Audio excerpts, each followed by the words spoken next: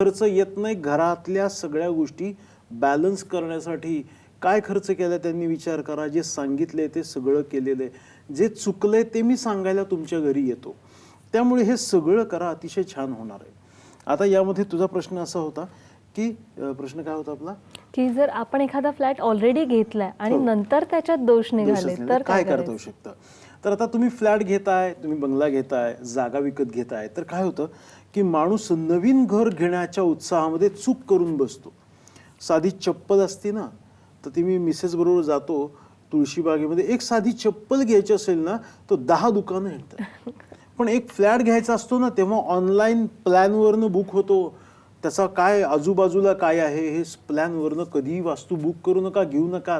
कारण लक्षात घ्या, मी वास्तू व्हिजिटला गेल्यानंतर पहिल्यांदा तुमच्या खिडकीच्या बाहेर काय हे पाहतो. कुठं मोबाईल टॉवर आहे का, स्मशान आहे का, मंदिर आहे का, कोणतं सभागृह आहे, शाळा, या सगळ्या गोष्टी बघाव्या लागतात. प्लॅनवरून वास्तू फक्त 8% कळते. त्यामुळे फ्लॅट घेताना चूक होते मित्रांनो. यामध्ये काय होतं की एवढी 50 लाखाची गोष्ट आहे ते आपण घेताना चूक करतो आणि ती 100 रुपयाची चप्पल 10 वेळेला उलटी पालटी करून बघतो. त्यामुळे वास्तू घेताना जर तुमचं चुकलं असेल तर माझी कन्सल्टन्सी घ्या, कोणत्याही वास्तुतज्ञाची कन्सल्टन्सी घ्या आणि यामध्ये सांगितलेले सगळे बदल पूर्ण करा. एक मुद्दा मी तुला सांगतो, वास्तू व्हिजिटला गेल्यानंतर अनेक वर्षांचा असो अनुभव आहे की तिथं गेल्यानंतर आम्हाला सांगतात, सर आम्ही कन्सल्टन्सी घेतली पण आम्हाला काही फायदा झाला नाही, हे येऊन गेले ते येऊन गेले आणि याचा फायदा झाला नाही. तर मला याचा आनंद होत नाही. कारण मी यांना उलटं विचारतो, तुम्ही हे मला बोलवण्यापेक्षा त्या वास्तुतज्ञांनी जे काही तुम्हाला योग्य मार्गदर्शन दिलंय ते पूर्ण केलं का. नाही सर आम्ही त्यांनी सांगितले काही गोष्टी पूर्ण केल्या नाहीत. मग चूक कोणाची, वास्तुतज्ञाची नाही. कोणताही वास्तुतज्ञ तुम्हाला चुकीचा सल्ला देणार नाही. त्यांनी सांगितलेले नियम, त्यांनी सांगितलेले बदल, त्यांनी सांगितलेले यंत्रोपचार पूर्ण करा. म्हणजे तुमचा पैसा, वेळ, आयुष्य, श्रम वाया जाणार नाही. ही गोष्ट अतिशय महत्त्वाची आहे. कारण जो वास्तुतज्ञ आहे तो वास्तुतज्ञ तुम्हाला कधीही रॉंग डिसिजन देणार नाही. माझ्या फेसबुकवरती मला एक प्रश्न आलाय काल, विचारलं होतं की एका वास्तुतज्ञाने सांगितलं की घरात देवघर नको. हे पूर्ण चुकीचं आहे. वास्तुतज्ञ तुम्हाला कधी सांगणार नाही घरात देवघर नको, घरात देवघर पाहिजे. कारण ज्या परमेश्वरामुळे आपण रोज श्वास घेतोय आणि सकाळी उठल्यानंतर नवीन दिवस बघतोय, त्या परमेश्वराचं अस्तित्व तुमच्या घराच्या पूर्व किंवा ईशान्य दिशेला पाहिजे. तेव्हा तुम्ही टिकून राहणार आहात, लक्षात घ्या. कारण एक लक्षात घ्या की अध्यात्म, तुमची पॉझिटिव्हिटी, अध्यात्म आणि तुम्हाला मिळालेलं टिकून राहू शकतं. अनेक लोक बघतो भरपूर प्रगती करतात पण टिकत नाही, कारण ती व्यक्ती आध्यात्मिक नाही. कशावर सुद्धा विश्वास नाही, नुसता प्रयत्नांवर विश्वास. अरे प्रयत्नांवर विश्वास ठीक आहे. जगातला कुठलाही डॉक्टर जेव्हा पेशंट लास्ट स्टेजला असतो तेव्हा एकच वाक्य बोलतो, अब सब ऊपर वाले के हात में. आता सगळं देवाच्या हातात. मग देवाचं नाव का? जर शेवटच्या क्षणी तुम्हाला देवाचं नाव आठवतं तर ही ICU मध्ये ॲडमिट व्हायची वेळ येऊ देऊ नका. रोज नामस्मरण करा. मी लोकांना सांगतो कार्यक्रमातून की हॉस्पिटलमध्ये ICU मध्ये गेल्यानंतर देवाचं नामस्मरण करण्यापेक्षा रोज जर तुम्ही नामस्मरण केलं, जप केलं, पूजा केली देवाची, कुळधर्म कुळाचार केले तर हॉस्पिटलमध्ये जायची वेळ काय येईल. ही महत्त्वाची गोष्ट आहे. त्यामुळे तुम्ही काय करा, ह्या सगळ्या गोष्टी महत्त्वाचं आहे. आता वास्तू घेतली आहे आणि मग त्याच्यामध्ये प्रॉब्लेम आहे तर काय करायचं आहे, आपण वास्तू कन्सल्टन्सी घेऊन त्याच्यामध्ये काय उपाययोजना करायच्या, काय बदल करायची, कोणती यंत्र लावायची, नक्की चेंज काय करायचा, याचं परफेक्ट मार्गदर्शन घ्या आणि पूर्ण करा. कोणत्याही वास्तुतज्ञाचा सल्ला घ्या, त्यांनी सांगितलेल्या सगळ्या गोष्टी क्लिअर करा.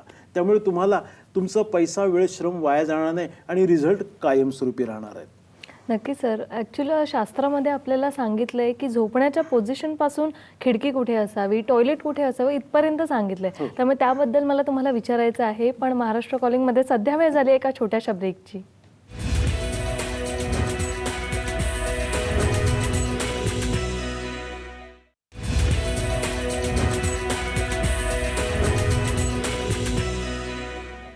ब्रेकनंतर महाराष्ट्र कॉलिंगमध्ये तुमचं पुन्हा एकदा स्वागत. आज आपल्याला मार्गदर्शन करत आहेत डॉक्टर मकरंद सरदेशमुख. सर, ब्रेकवर जाण्याआधी मी तुम्हाला एक प्रश्न विचारलेला की शास्त्रात सगळं काही लिहिलेलं आहे, झोपण्याच्या पोझिशनपासून खिडकी कुठे असावी, अक्षरशः टॉयलेट कुठे असावं तिथपर्यंत.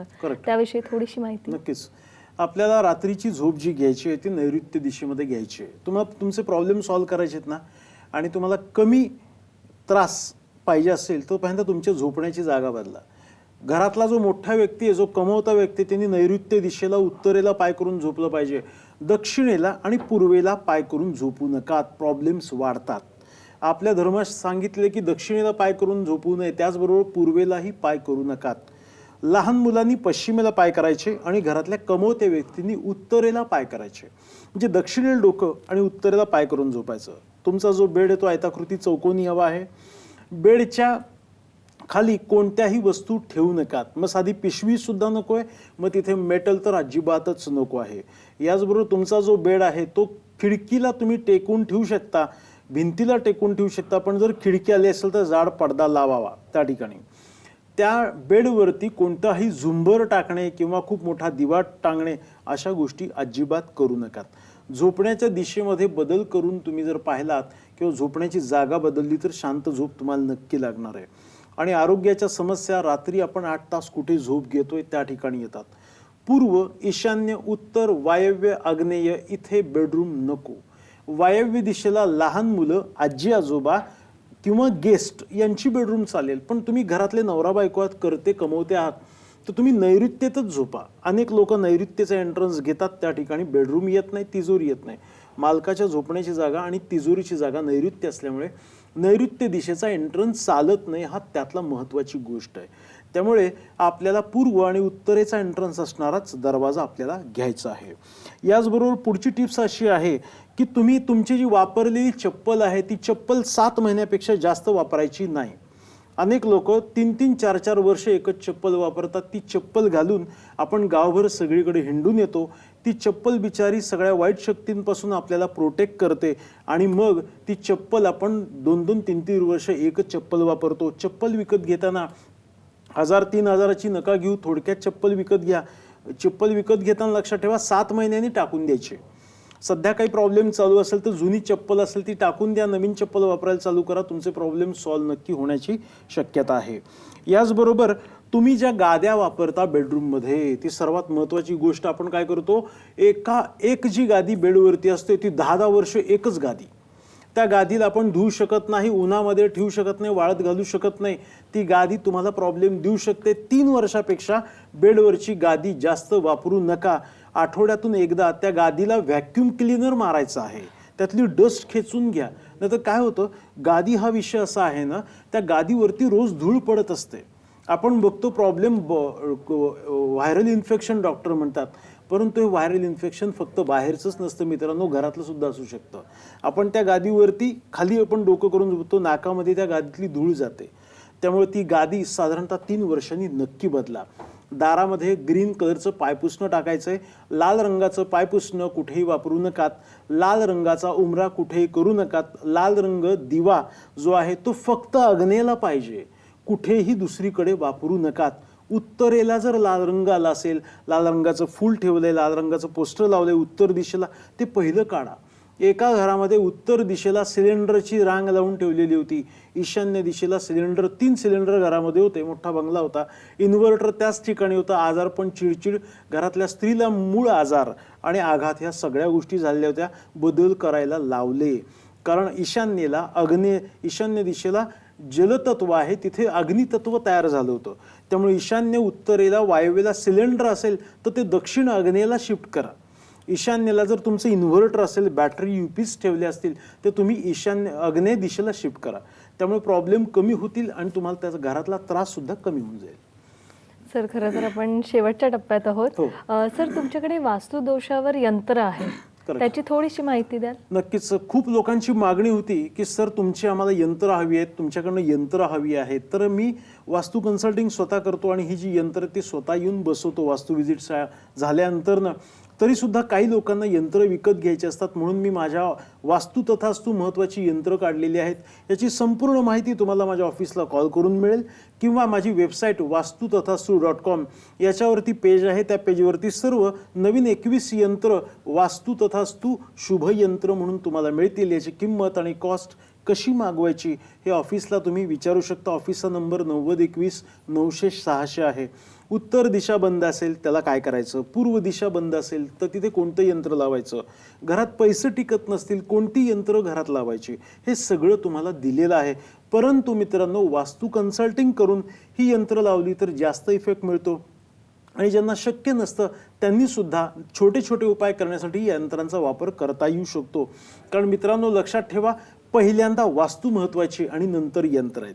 तरीसुद्धा ही यंत्र तुमच्या मागणीसाठी मी तुम्हाला देत आहे. तुम्ही माझ्या वेबसाईट वास्तुतथास्तु.com वरती जाऊन त्याची किंमत आणि सगळ्या गोष्टी पाहू शकता. सर, तुमचा कॉन्टॅक्ट नंबर पुन्हा एकदा प्रेक्षकांना सांगू नक्कीच. शकाल का? आता तुम्हाला वास्तू कन्सल्टन्सी करायची आहे, व्हिजिट करायची आहे, पत्रिका मार्गदर्शन हवं आहे, तर तुम्ही माझ्या ऑफिसला कॉल करा. ऑफिसचा नंबर 9021 900 600 या नंबरवरती कॉल करा. ऑफिस माझं सदाशिव पेठेमध्ये आहे, SP कॉलेजच्या पाठीमागे लोकमान्य नगरला. वास्तू व्हिजिटला मी स्वतः येत असतो, प्रत्यक्ष मार्गदर्शन माझं असतं. 1 तासाचा संपूर्ण वेळ तुम्हाला मिळतो. बऱ्याचशा लेखी टिप्स दिल्या जातात.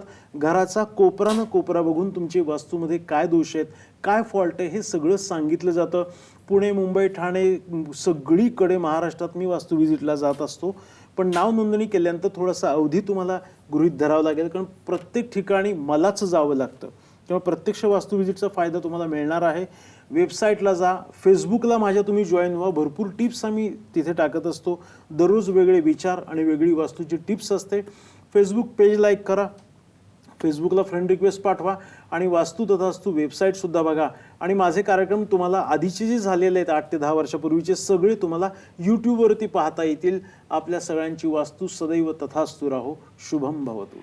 नक्कीच सर, तुम्ही इथे आला, तेवढी छान माहिती आम्हाला आणि आमच्या प्रेक्षकांना सांगितली, त्यासाठी खूप खूप धन्यवाद. थँक्यू. शुभाशीर्वाद सगळ्यांना. मला प्रेक्षकांना सांगावंसं वाटतं की सरांचं आता मार्गदर्शन आपल्याला पुन्हा 2 डिसेंबरला मिळणार आहे. सर पुन्हा 2 डिसेंबरच्या भागात आपल्यासोबत असणार आहेत.